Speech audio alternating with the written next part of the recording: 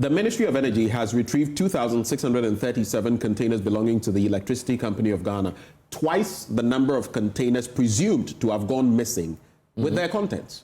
In an exclusive interview with the Daily Graphic in Accra yesterday, the spokesperson for the ministry, Richmond Roxon, said the committee investigating the 1,300 containers said to be unaccounted for rather discovered 2,637 containers at the port of Tema consigned to the ECG, a number far above the initial missing items. He said as of April 30, 2025, ECG had 2,583 outstanding containers at various locations.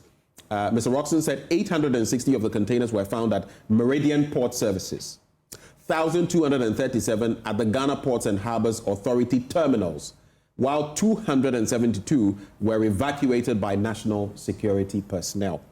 He added that 194 were located at Amaris Terminal, while 20 were retrieved at Atlas Manufacturing Terminal. You know, this country, Jinyame. Your thoughts on cement?